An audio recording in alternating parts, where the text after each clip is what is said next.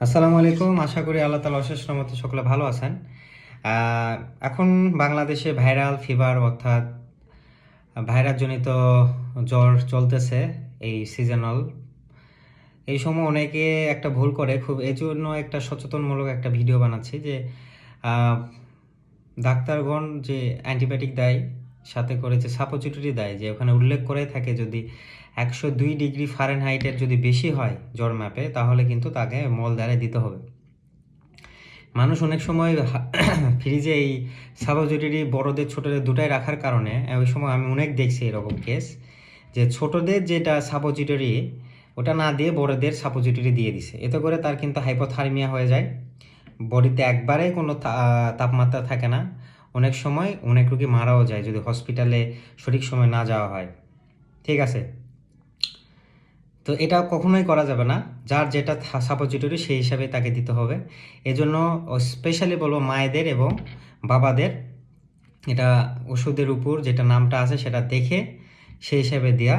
আর একটাও কথা, 102-এর বেশি না হলে সাপোজিটরি না দেওয়াই ভালো। এতে করে তাড়াতাড়ি তার হাইপোথার্মিয়া হতে পারে, তার বডিতে টেম্পারেচার কমে যেতে পারে। ঠিক আছে, আর একটা কি ভুল হইতে পারে যে এই সময় অনেকে বলতে পারে যে আমি তো অ্যান্টিবায়োটিক খেলাইছি, সাথে কি আমি নাপাও খেলাইতে পারবো কি?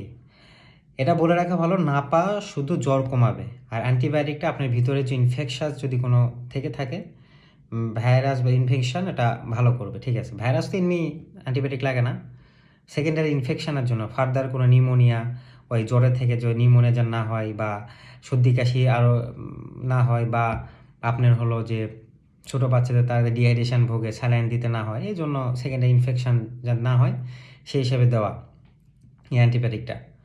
ঠিক আছে, তাহলে সব তো ক্লিয়ার যে অ্যান্টিবায়োটিক ইনফেকশন কমানোর জন্য, আর নাপা মানে হলো প্যারাসিটামলটা এটা শুধুমাত্র জ্বর কমানোর জন্য। জ্বর হলে অবশ্যই প্যারাসিটামল দিতে হবে, সেটা 6 ঘন্টা সর্বোচ্চ। 6 ঘন্টা বলে আবার অনেকে 4 ঘন্টাও বলে, কিন্তু 6 ঘন্টা দিনে 4 বারের বেশি না দেয় ভালো। ঠিক আছে, হ্যাঁ, এতে করে লিভার টক্সিসিটি হয়, লিভারের সমস্যা হতে পারে।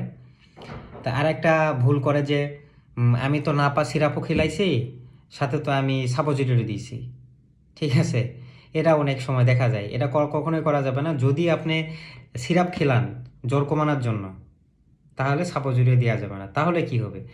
সিরাপও জ্বর কমানোর জন্য, সাপোজিটরিও জ্বর কমানোর জন্য, তাহলে এটা দুটা দেওয়ার কারণে আপনার শিশুর বাচ্চাদের কোনো মানে সিভিয়ার পর্যায়ে কিন্তু চলে যেতে পারে, অনেকে ডেডও হয়ে যেতে পারে। ঠিক আছে, তো বুঝে শুনে সব কিছু দিবেন বা কারো পরামর্শ নিয়ে করবেন, এটাই বেটার হয়। তো এটাই হলো এই যে জ্বরের সময় যে মায়েদের বেশি সমস্যা হয়। আর একটা দেখা যায় যে আপনি ডোজ যদি ভালো করে না নেন, বা ইচ্ছা করে যে আপনি আগেকার প্রেসক্রিপশন ডাক্তারের আছে যে অ্যান্টিবায়োটিক তো এই 1 চামচ করে দিয়েছিল, কিন্তু বাচ্চা তো এখন বড় হয়ে গেছে বা ওয়েট বেশি হয়ে গেছে, 1 চামচ দিয়ে তো হবে না। ঠিক আছে, এটাই হলো কথা। তখন তো কিন্তু এই নাপা মানে সাপোজ প্যারাসিটামল যত 1 চামচ 2 চামচ করে খিলান, সেই হিসাবে যে ডোজ যদি না মিলে, জ্বর কিন্তু কখনোই কি কমবে না। ঠিক আছে, তো আরেকটা কথা, জ্বরের সময়, যে জ্বরের সময় কিন্তু অবশ্যই আপনি এসবের থাকেও কিন্তু একটা বেস্ট হয় মায়ের বুকের দুধ খেলে না। কারণ জ্বরের সময় ডিহাইড্রেশন, পানি শূন্যতা বেশি ভোগে, এই জন্য বেশি বেশি স্যালাইনে খেলাইতে পারেন, সমস্যা নাই, একটা রুলস আছে সেই হিসাবে। আর হলো আপনি করতে পারেন, মাথাতে পানি দিতে হবে, মানে পানি পট্টি যাকে বলা হয়, মাথা পট্টি যে দেয় না কাপড়, এটা হলো নিয়মটা। এখন বলি নিয়মটা, বাংলাদেশে মানুষ কখনো মানে এরকম করেও হয় না যে ও নর্মাল পানি মনে করে আবার ঠান্ডা পানিও কাপড়টা ভিজে দিয়ে দেয়, এতে করে কিন্তু তার সর্দি কাশি মানে হওয়ার চান্সটা বেশি থাকে।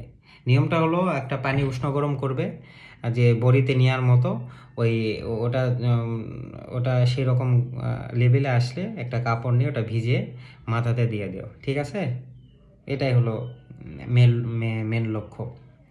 সাধারণত এইসব জ্বরের এইসব বিভ্রান্তিতে মানুষ পড়ে, এই জন্য এই সচেতনতার জন্য এই ভিডিওটা করা, আপনাদের যেন ভালো হয়, উপকার হয় এই জন্য। তাহলে এগুলো অবশ্যই দেখে শুনে বুঝে শুনে আপনি সাবুচিটিটি দিতে হবে। ঠিক আছে,